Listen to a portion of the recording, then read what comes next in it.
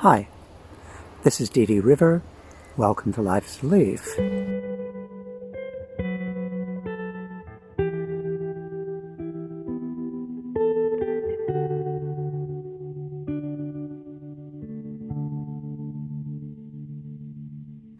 Because the other day I was looking at the J.K. Rowling manifesto and some other videos and so on about that, when I looked at the internet, I saw there was a post on this issue from Sargon of Akkad, and I have a hard time not laughing when I say that name.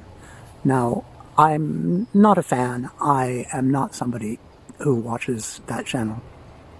I'm aware of them as basically a social injustice warrior, somebody on the side of the culture wars that opposes people who are anti-racist, who are against transphobia, who are against homophobia, and regularly tries to basically say negative things about those people and present what might be seen as a right-wing version.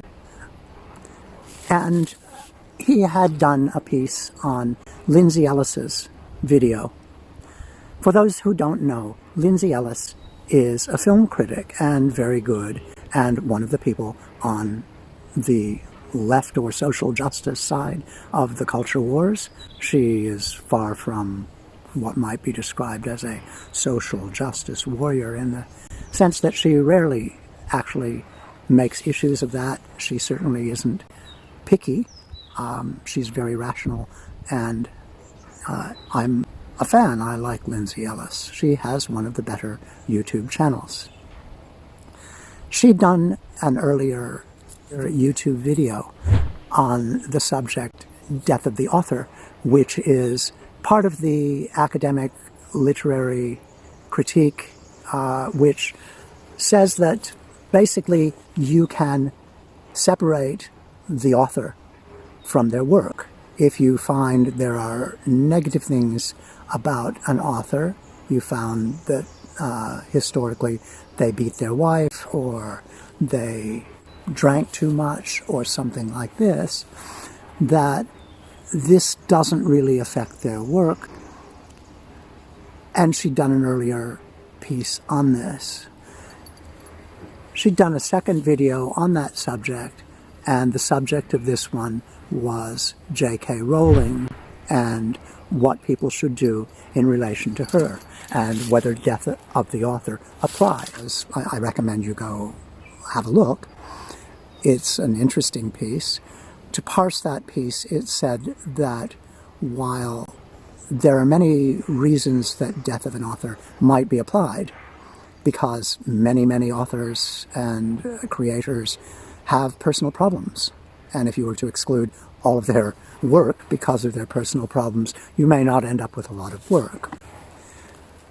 She takes the case of J.K. Rowling as a specific case, mainly because J.K. Rowling is young, and she is alive, and she has made sure her intellectual property is closely tied to the franchise so that she makes money off of everything that the Harry Potter franchise does. And because she gets money from all of this franchise, and because she uses her money to basically promote transphobia, and she has a global platform because of her fame, whatever she says gets repeated in the mainstream news, and so it's everywhere. Because of this, Lindsay suggests that boycotting her work is a good idea. Otherwise, you end up putting money in the pocket of somebody who will use it to promote transphobia. That was what her video was about. In that video, she responded to J.K. Rowling's emphasis on biological sex and claims that in some way trans people are trying to erode the notion of biological sex or deny it.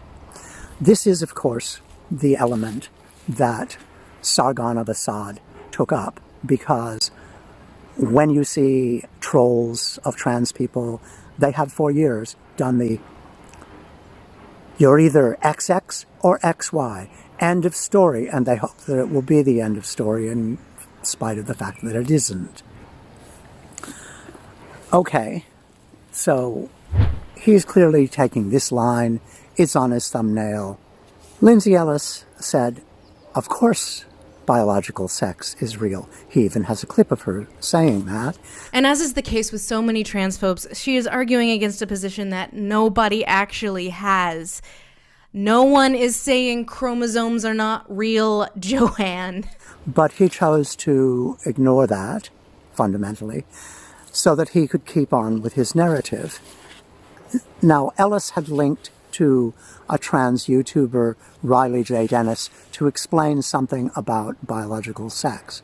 If you actually look at the videos that Lindsay has referenced and which Sargon of Akkad has put up and selectively cherry-picked bits out of, fundamentally she's saying that because sex is more than chromosomes, and this is actual biology, What they really mean is that the stuff that biological sex describes is objective. Like, there are multiple scientific models for understanding biological sex, but the most widely agreed upon one has 5 criteria: genitals, gonads, hormones, secondary sex characteristics, and chromosomes. These 5 things are measurable. They are facts. You can look at a person and measure these things. But the fact that we group all 5 of these together under one classification system called biological sex, that's our own invention. That's a human-made model for understanding and classifying bodies. We should not take chromosomes as biological sex. Now, she makes some statements about it being socially constructed. I don't think that is the right way to see it, personally. I think basically her point of view was pretty good. She did cover many of the issues. She covered the fact that sexual differentiation is a process that is dependent on chromosomes and genes and involves secondary sex characteristics and a number of different things, hormone levels and so on. Okay, aside from any claims about social construction, this is accurate in terms of sexual health and biology. Sex, to put it very briefly, sex involves karyotypic sex, genetic sex, hormonal sex, and phenotypic sex. Phenotypic sex means how a person actually appears, and this includes secondary sex characteristics. These things are important because the reality is there are quite a few people, 1.7% of the population, who have variations of sex characteristics, or as people use the shorthand, are intersex. And that may mean chromosomally they are not XX or XY, they may be XXX, they may be XXY, they may be XXXY, they may be mosaic and have both XX and XY in different cells within their body. There are many complications and many variations of karyotypic sex. But the important thing about chromosomes is that chromosomes are simply bodies that contain genes.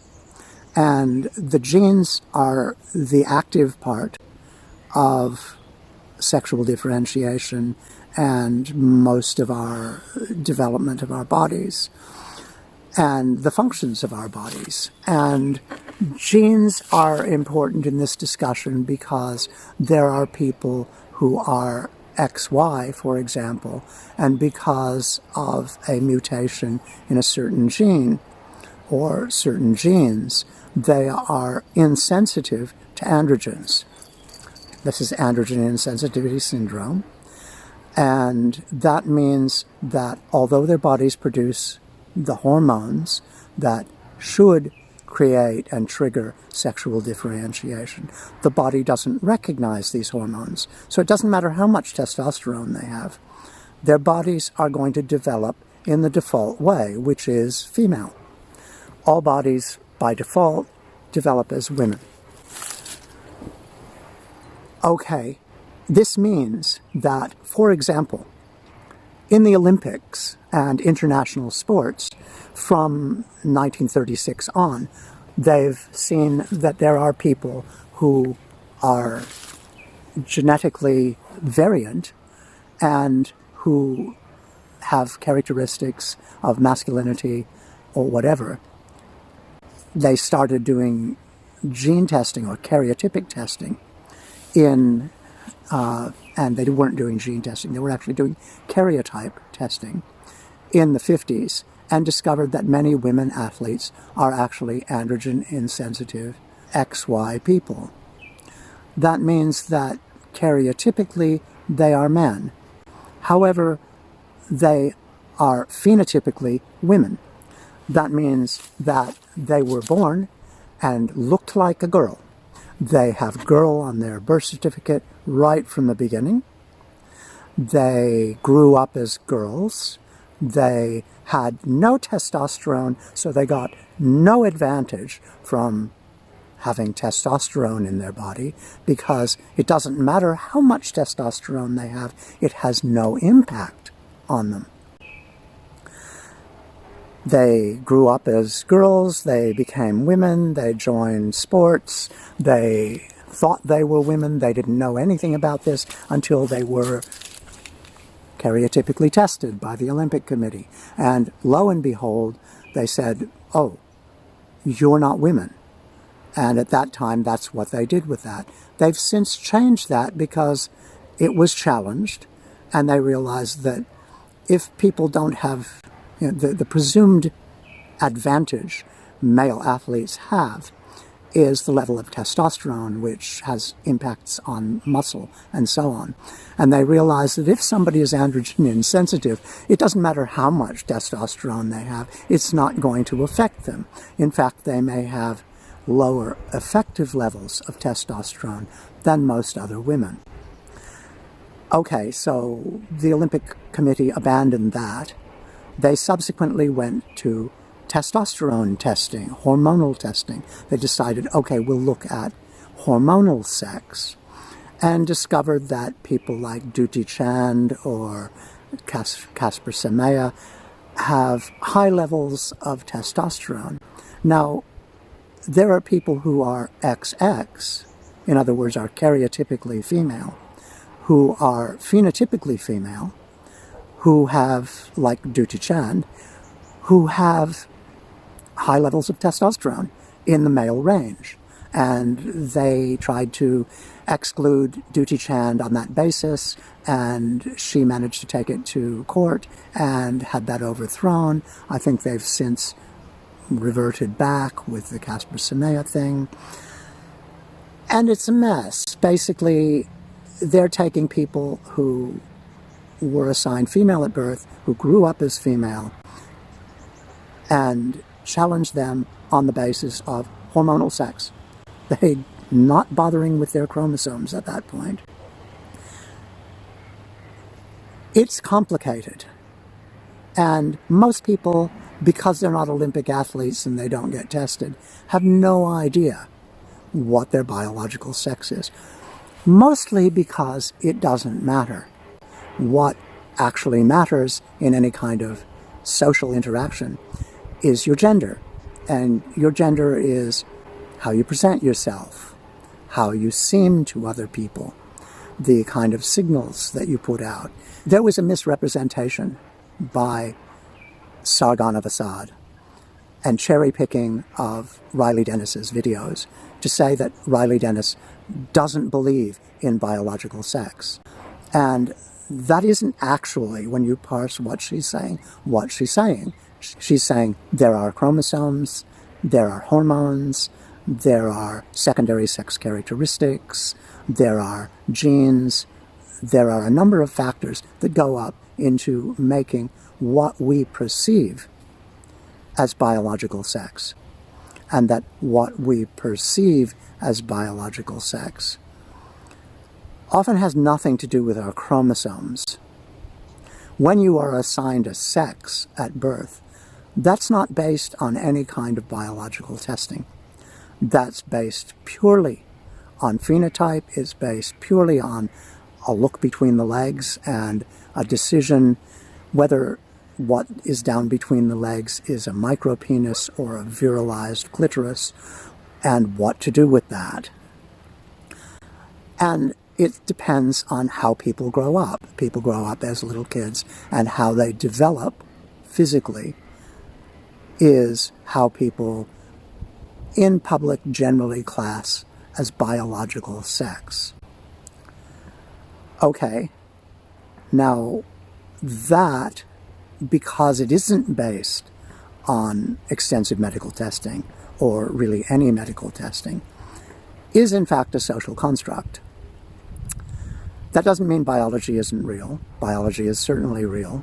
All of these different types of subjects within sexual differentiation and sex, namely karyotypic sex, hormonal sex, genetic sex, and phenotypic sex, all are scientific, and they're all based on real things. Nobody's saying that they're not, except Sargon of Akkad wants to claim that, and he gives that away in this clip. This is the final boss of the transgender movement. Every other obstacle has been overcome, and now the goal is to establish in the public consciousness that biological sex isn't real.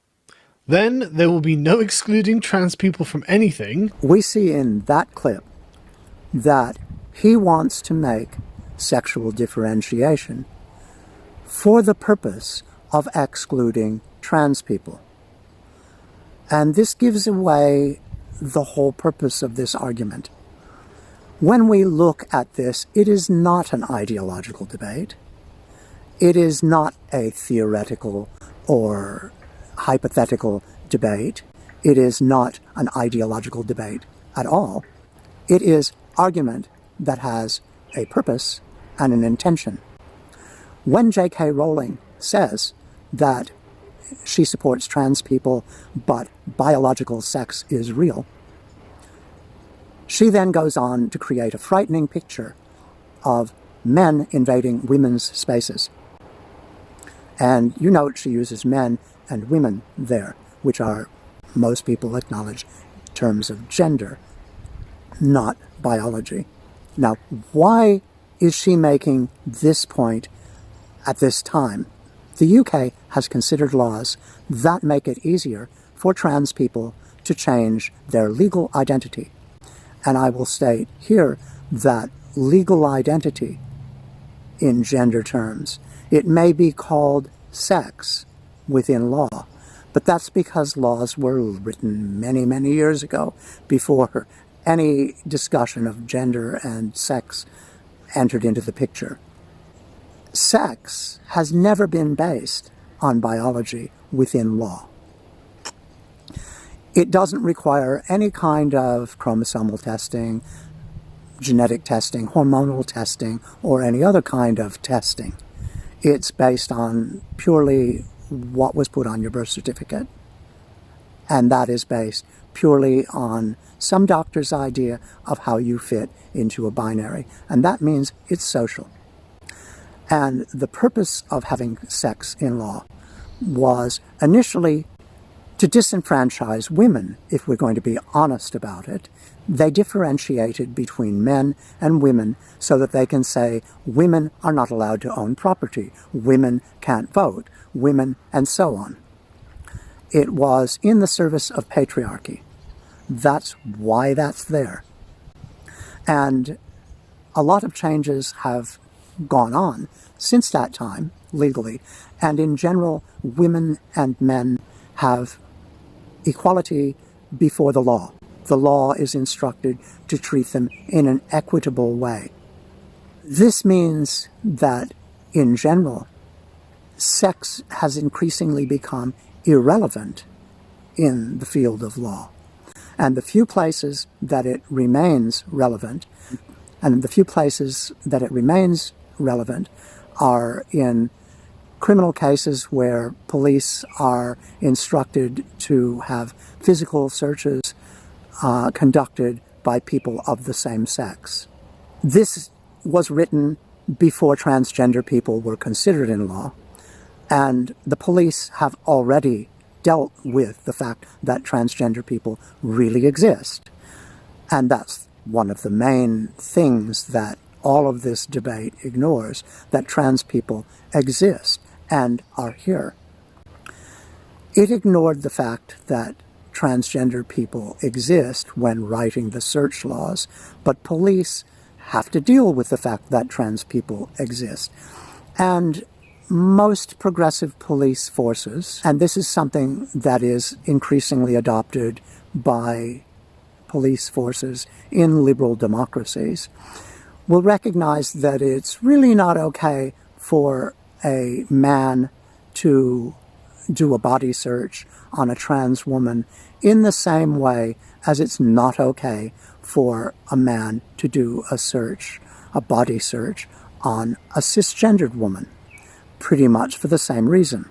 So mostly the police procedures are, they ask the trans person who they would be comfortable being searched by. There are exceptions, of course, if somebody is being taken down by force in some sort of serious crime. A lot of those procedures go by the board. But wherever possible, that's what is supposed to happen, and police have already developed those procedures.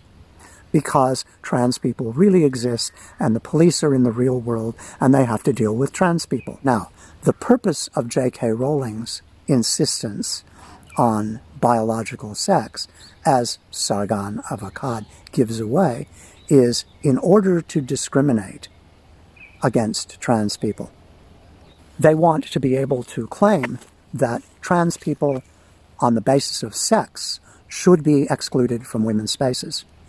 And the really ironic thing, and the thing people need to remember, is that this is actually something that currently does not exist. Trans women currently use women's spaces. Trans women use women's toilets and have for decades. Trans women use women's locker rooms and have for decades.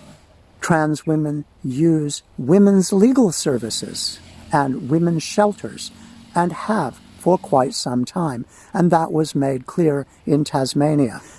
There were a couple of gender-critical transphobes called Women Speak Tasmania who were getting a lot of press and presenting these arguments about the danger of trans people and how terrible it would be if they were able to access women's spaces.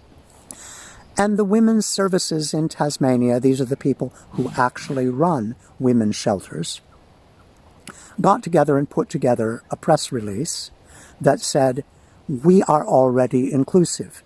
Trans women already use women's spaces. And there are no exceptional problems with that. And trans people need these spaces because trans women are very often at greater risk of violence than cis women. Trans women know all about violence and rape, and trans women are just as subject to the impulse rapist as cis women are. And they may also be singled out if they are seen to be trans. And very often assaults on trans women include sexual assaults. And where they are not targeted specifically, where it is an impulse rape, and somebody is raping a trans woman and discovers that they're trans, that trans woman is liable to be beaten severely or killed. So, what J.K. Rowling, and by extension all of the people like Sargon of Akkad, who are arguing for biological sex and the primacy of that, what they are arguing for is imposing restrictions that will prevent trans women from using women's spaces that they currently use. And as I said, trans women have been currently using the same spaces as cis women for decades with very, very little incident. Most of the incidents around trans people in bathrooms have occurred when you start seeing things like bathroom laws, where trans people are excluded from bathrooms, and suddenly people are being attacked on the basis of the perception that they are trans.